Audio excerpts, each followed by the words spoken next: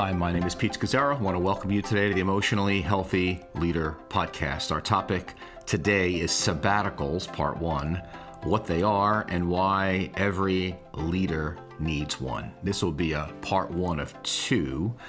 And on the second one, I'll talk about how to plan for a transformational sabbatical time away. So I invited on social media many of you to send me questions around sabbaticals, and I was quite stunned by how many I received.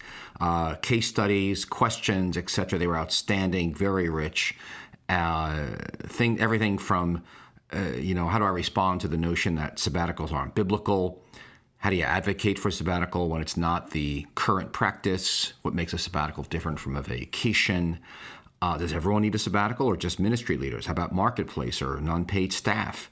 I'd be curious to hear your thoughts about people who are working within the church vocationally. How do you measure a successful sabbatical? How about if you're burnt out? How much time is enough?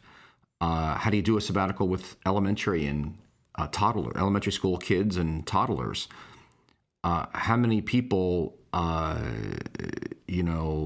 have boards that are against it? What do I do then?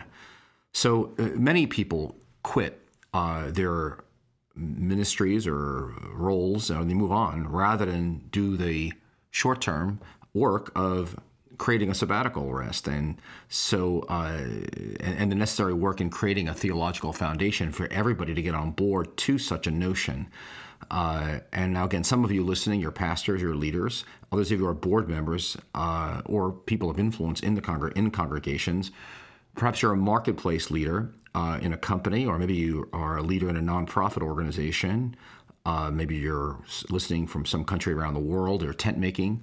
And so the question is, what is a sabbatical and why does every leader need one? So I will get into specific case studies in Part 2.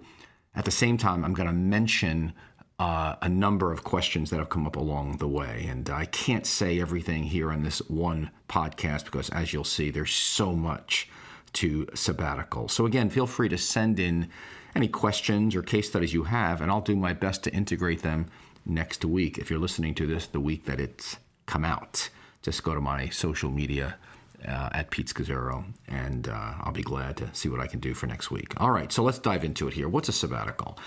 And what's the difference between a sabbatical and even a long holiday, and or sabbatical on a vacation? Is it even biblical? Can I do it in 2 days a week or 3 days a week instead of a longer term? So again, the foundation of the word sabbatical comes from Sabbath. And so theologically understanding Sabbath well is foundational and critical to understanding sabbatical. So what makes a Sabbath unique is it's to the Lord our God. And so if you've heard me talk about Sabbaths or read any of my books on Sabbath where I talk about it within chapters, in my work, I've got down to 4 principles that makes a Sabbath. Now, it's a 24-hour period without have-tos and shoulds, where I do 4 things. I stop my paid and unpaid work. I rest and allow God to impart nutrients into the soil of my being to enable me to rest and be changed. I delight in the Lord our God. Coming out of Genesis chapter 1, God delights in the very first Sabbath. I delight in the miracle of life and all the miracles of God around me. And then I contemplate Him. I'm in the midst of Sabbathing, I'm seeing the invisible God in the visible world around me. It's a sacramental taste of eternity. And so again, it comes out of Exodus 20 and then Deuteronomy 5 and the 10 Commandments. We stop our work in Deuteronomy 5 because we're not slaves any longer. We're free men and women. And we live as free people now with a rhythm of work and Sabbath. And there's a boundary around our work. So we're not workaholics. We don't find our identity in work. Our identity is found in God. And so God, after 430 or 400 plus years of slavery, God frees his people for Sabbath. And so the first Sabbath command given in Exodus 20 is based on the fact that we're image bearers of God, that God himself worked 6 days and then had a Sabbath, delighted. in his creation. So stop, rest, delight, contemplate. Those are the four markers that I like to use to frame and craft a Sabbath for a 24-hour period on a weekly basis. Now, with our global economy in the 21st century and Western culture, the notion of a regular Sabbath is radical. It's prophetic. It's countercultural. And it's a spiritual formation practice, right? It's not a legalism. It's not a have to. It's like prayer and Bible study. We're not saved by prayer and Bible study. We're saved by Jesus. But it's a spiritual formation practice that enables us to be positioned so God can grow us and mature us. And so Sabbath, much like prayer, Bible study, worship, giving, are just foundational practices in the Christian life. So the question then is, what's a sabbatical then? Well, sabbatical, very simply, is not a 24-hour period. It's actually an extended Sabbath. Now, the principle comes out of the Old Testament, where God built in longer stretches of time for his people of Israel to Sabbath. It was built into their very national and economic life. Again, they're a theocracy, of course. And so ancient Israel had a central place of feasts and sacred festivals. It was key to their nation. In fact, you can look at it in Leviticus 23 and Leviticus 25, where God lays it out quite succinctly there in those chapters. But besides weekly Sabbath, there were three primary feasts or sacred festivals that lasted longer than a 24-hour period. You had, number one, Passover, or it was sometimes called the Feast of Unleavened Bread.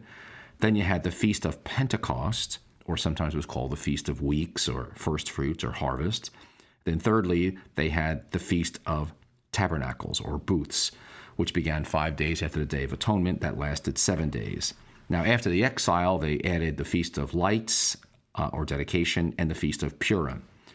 And then finally, there was so they had these national festivals that were longer. People would travel to Jerusalem, which were extended Sabbaths or sabbaticals.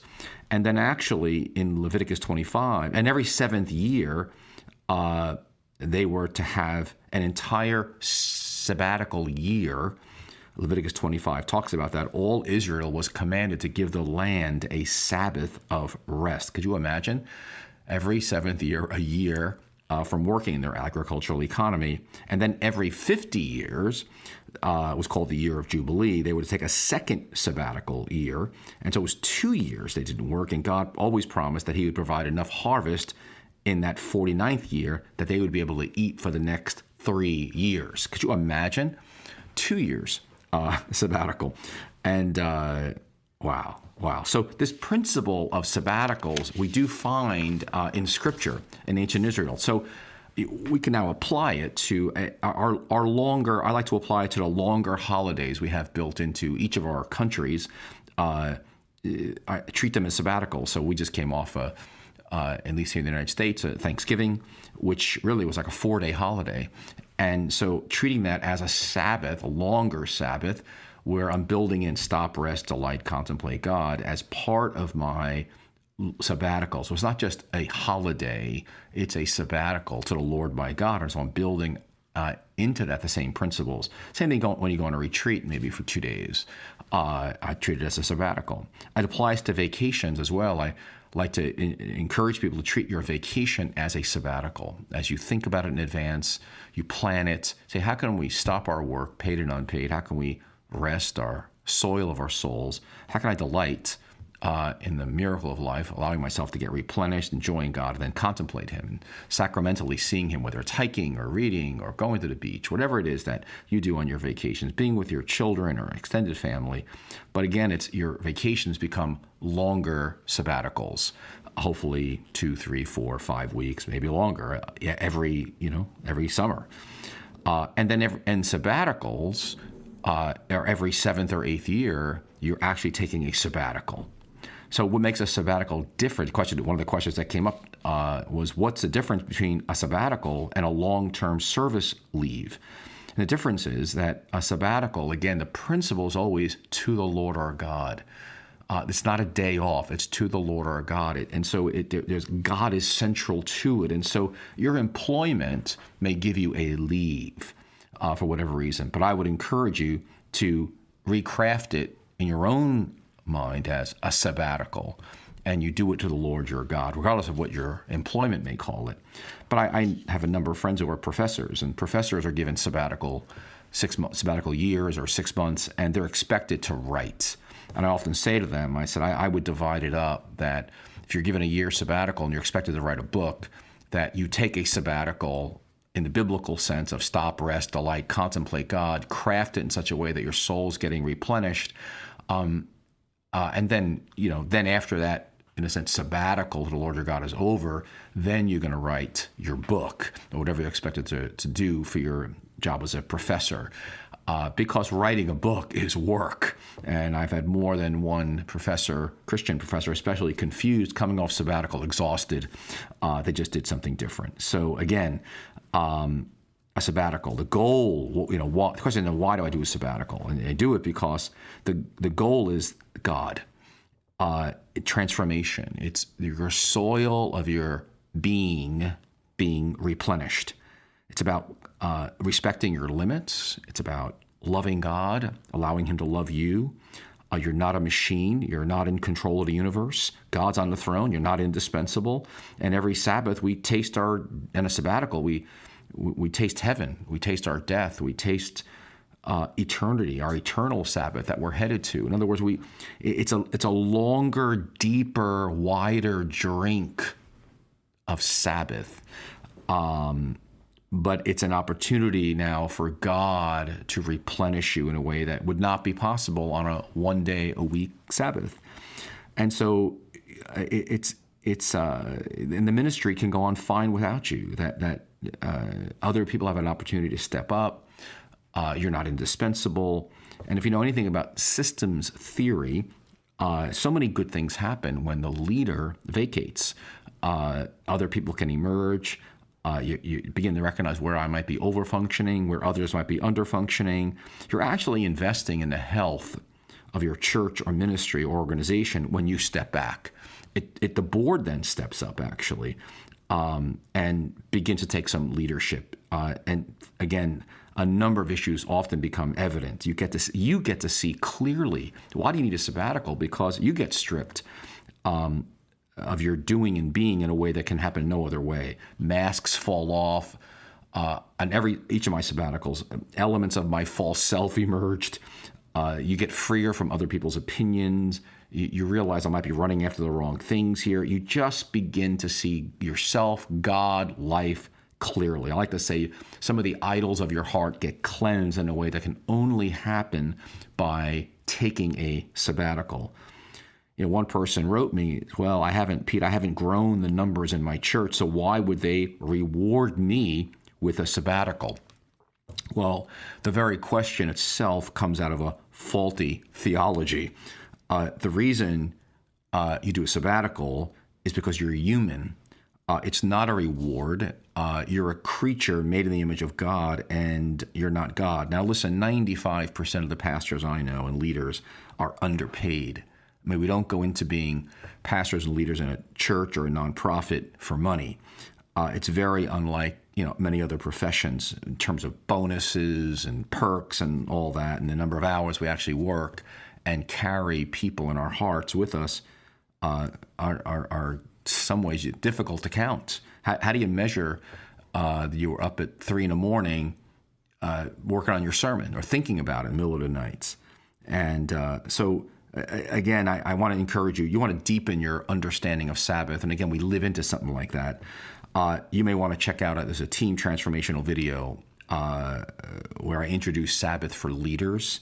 If you go to emotionallyhealthy.org/team, it's one of the free modules on our website. I would encourage you to check that out. I give a kind of a lecture on Sabbath, a wider lecture. There's some notes on it. You have to think about it, ask some questions, and I kind of bring some conclusion, answering a number of FAQs that come up.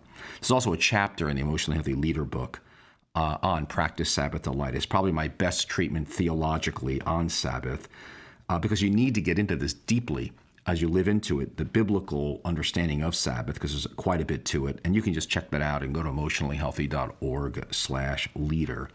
But I would look for that chapter in the Emotionally Healthy Leader book. It's very, very helpful. I think we often underestimate what it means to shepherd a flock of people, in terms of the energy that goes out of us, the life force that goes out from doing such a work. And I would apply this actually to, I can think of a number of marketplace leaders who approach their employees and the people who report to them. Really, they function as pastors in the marketplace. And it takes a lot of energy to do it like that. But when we to lead as an under shepherd of Jesus takes a lot. So much is going out of us. Just think of when Jesus, the hem of his garment was touched, life and power went out from him. Well, the same thing with us. When we're teaching, when we're leading, when we're pastoring people, there's life coming out of us. And there's a weight of speaking for God regularly, teaching for God, guiding people's lives, how they spend their money, raise their kids.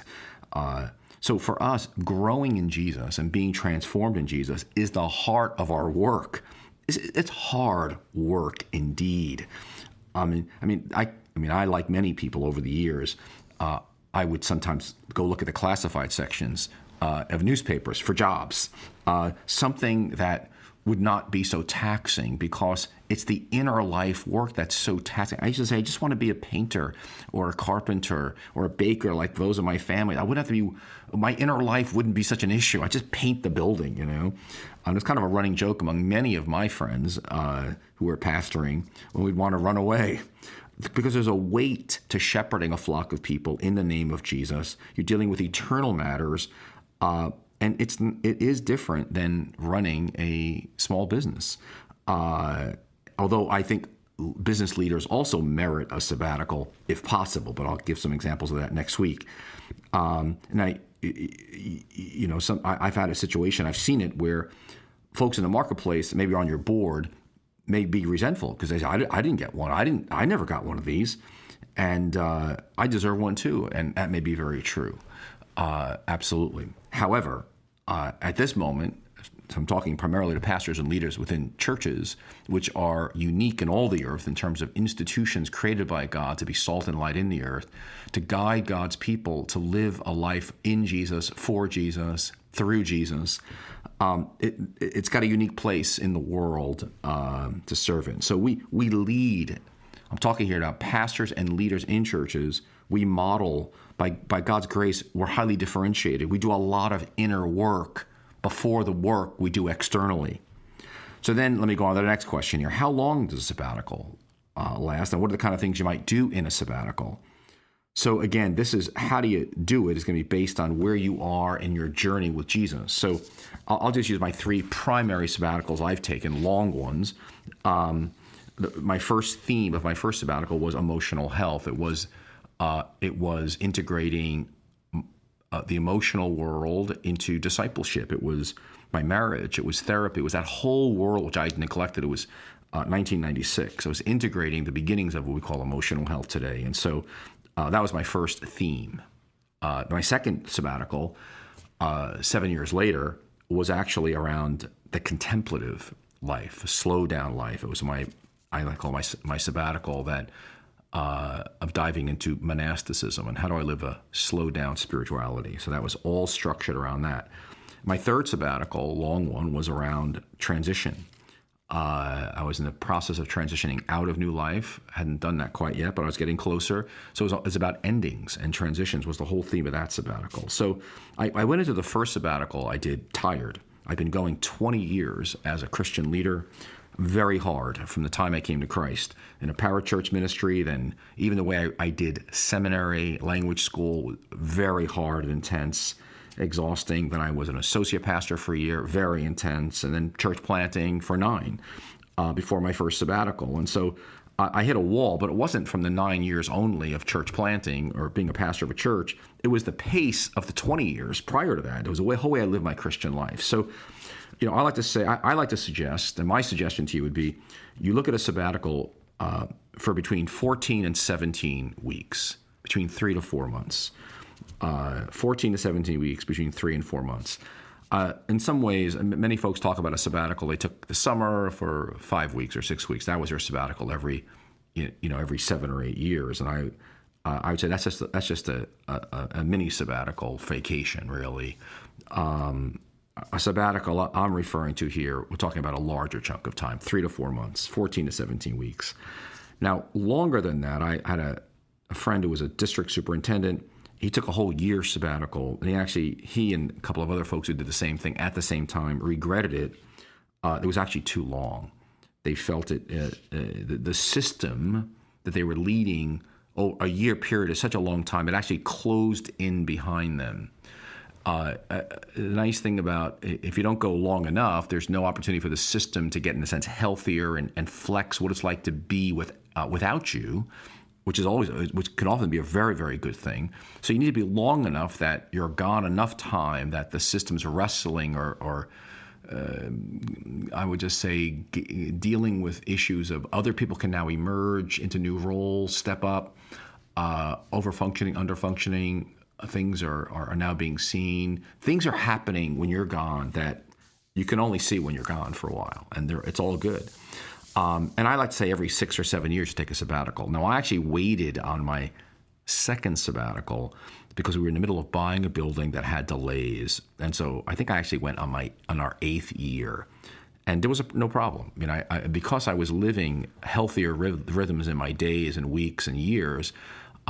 My second and third sabbaticals did not have I was not, quote, tired at all. I was doing it just part of my own formation and the church's formation. So here's a question that came in was, how long is a sabbatical? And I'm going on sabbatical in 2022. How long is optimal and why? I don't actually get to decide, but what should we hope for? And again, I would shoot for 14 to 17 weeks if you could. Now, the buildup, even just the buildup, the question here is, what's the components in a sabbatical? So the buildup to a sabbatical, especially in the 4 to 6 months before you go, you're going to be learning a lot, not just getting things in order. And then when you come back after your sabbatical, I always encourage people to come back slowly. You don't come back and start working a 60-hour week or a 50-hour week. Come back probably half time, slowly. And over the next year, you continue in that kind of sabbatical rhythm, sabbatical atmosphere. In a sense, you're not going to have done everything you want to do in that 14 to 16 weeks. You will not get to everything, and you shouldn't get to everything. So there's going to be things you're going to want to do later in that year. So you come back, you're going to come back different. You're going to do, hopefully, your rhythms differently. So coming back after that 3 to 4 months is as important as doing the sabbatical, so that you're integrating how God came to you. So what are the key components of a sabbatical? This is why you need time to prepare. You have to ask, what's God's invitation to you? I recommend you have a theme or a focus for each sabbatical. It can be something as simple as faith and work. It may be, in my case, it was emotional health or marriage, relationships was my first one. My second was the contemplative, slow down spirituality. My third was transitions and endings. Big ones anyway. It may be Celtic spirituality. Maybe it's the sacraments. Maybe it's church history. Maybe it's worship outside your tradition. The key thing is you're discerning. What's God's invitation to you? The key theme is soil, your soil. What are you eager to grow in and learn? What needs replenishment inside of you? And so you want to just take some time with that. When I think of a 14 to 17 week sabbatical, I imagine at least 4 weeks of that are like a straight, quote, vacation time. In other words, you're just taking a vacation within that frame, probably to start, just to purely rest. You're not learning. The structured part of your sabbatical does not kick in. But you're going to want to then create a structure around your theme. So you got a structure for the whole sabbatical, 3 to 4 months. But part of that structure is a vacation time. And you figure out when you're going to do that. And then the question comes up, well, how do I schedule my time? Do you have any goals or desired outcomes aside from rest and refreshment? The answer is yes. Remember, this is the most loving thing you can do for the people you're serving, is to take a sabbatical. It's really hard to do. It takes quite a bit of discipline, because you again, the great gift we bring to our people is our being, our cup running over. It's leading out of the inside of who we are. You're getting unentangled from the idols of the culture. I mean, what a gift. And so again, as you structure your time, the key is it's not to be intense. I remember Jerry and I in our first sabbatical, we would, I think maybe 4 days a week, we would do incarnational listening. I mean, we were just discovering what it's like to love. We started with each other, and we would do incarnational listening. What's the biggest thing impacting you, which is one of the skills in the emotionally healthy relationships course. We would do it because we were so bad at listening to each other. We didn't know how to be present with each other. We were learning, and then we would get stuck around a difficult issue. We would go to, we were seeing a therapist along the way, periodically around our stuck issues. So it was part of, again, it was core to our outcome was to lead out of our marriage and what that might look like. And then I was asked, I'd love to hear your thoughts on ratios of time between pure rest, fun, spiritual practices, and projects. Again, it depends on how God's built you. Of course, you want to be drinking in lots of time alone with God, scripture, stillness, devotional reading. You may want to get a spiritual director or a counselor or see mentors, or all the above. I like having a therapist component at least a couple of times during your sabbatical. If you're married, for your marriage. We want to become the most aware, differentiated people. If I had a seminary, I think I'd require people if I was leading a seminary, if it was able to do so, I'd require people to have a spiritual director and a therapist along the way. But again, the principle is don't overplan for a sabbatical. It's one of the biggest mistakes people make. You want to have lots of space in the calendar. And again, you got to pray how that does. Do you take on a lot? I've asked the question, it comes out here, do you take on a life-giving project or something that your ordinary work keeps you from to delight in? And the answer is absolutely. What do I avoid? Should I travel or stay local? It all depends on how God's built you. Probably both local and travel. But again, the issue is boundaries. And so we had to explain even to friends in the church what we were doing because we lived only blocks from some of our friends and our kids even played together. But we did set a boundary because some of our work relationships, it was hard not talking about church, so we just had to create a boundary. And it worked, but as long as it explained in advance. But how far in advance should you plan? I'm asked. Well, unless it's an emergency, in some cases it is, when we're so tired and we haven't done good self-care and good healthy rhythms along the way, it's a kind of an emergency sabbatical. We've got to do it within 6 months. But I like to say at least 12 to 24 months out. Once you do one, you want to immediately plan your next one 6, 7 years out. Put it in the calendar. Someone wrote, I'm taking one beginning in January. Considering all the stuff I have to complete to even take this time off, I'm questioning if it's even worth it. I get it. It is a lot of work. And this is the work before the work. But remember, even this process, God's changing you. You are leading. You are modeling. You're saying, imitate me as I imitate Christ. It is a lot of work, especially the first time you do it. But again, reread Leviticus 23 and maybe 25, where God just promises Israel, if you'll, Sabbath, take this sabbatical year, in their case, to rest the soil, God says, I'll take care of you. I'll provide for you. Things will not fall apart. And my surprise, every sabbatical was always how well the church did in my absence. They did just fine. I was not indispensable. In fact, make no mistake about it, the process before, during, and after is touching core issues in your spirituality. As one person said to me, I used to feel like I have to kill myself to deserve it. No. I mean, so many of us, our identity is tied to our work. And I think of many young leaders I do talk to, and I realize I'm suggesting to more and more of them take a sabbatical because their identity is so tied in with the work that one of the ways God's going to free you from that fused identity of work and your relationship with Jesus or work and your identity is that sabbatical. Time and space. Again, I think of things I learned like Matthew 11:28. Take my yoke is easy, my burden is light. I never understood that verse until I took a sabbatical. The Mary Martha text came really to me in Luke 10. Mary sitting at Jesus' feet, Martha active. I mean, of course, you've preached it. I've preached it. But there are certain scriptures and truths that came so deeply alive to me on sabbatical that I mean, my goodness. I mean, just unbelievable. And it will happen to you, I promise. So then, of course, how do you prep your leaders for it? Who should pay for what? How do you advocate for yourself? And I'll just close with this here. The answer is slowly and biblically. You want to prep your church for it. There's a lot going on here for them as well. Google is a lot of good material out there on sabbaticals, but make no mistake about it. you're leading theologically and biblically here to even frame it. Because if you can be before you do, if you can model this, it's gonna have a large impact across everybody you lead. It's going to do something a sermon could never do. This is the best investment your ministry, the leadership, the board could ever make, is by giving you space, money, and time for a sabbatical. We spend most of the money of any organization on people, and their stewarding people is top priority. Well, if you're the leader of your organization, your ministry, stewarding you is the most important part. And so you want to do that for yourself, self-care, stewarding your being. And if you have to raise money for it, by God's grace, go find it. I've seen in every case where people have taken sabbaticals, even those who worked for me over the years, it has always borne deep fruit. So preach on it. Your work of you is the core work of the church. The issue is not that you don't love the people. The issue is you're taking the sabbatical because you do love them. You want to get a deeper biblical grasp on Sabbath and those festivals and sabbatical year. Yes, it's going to touch deep family of origin issues in you, your finiteness, your death. You've got to clarify expectations. What is a pastor? What is a leader?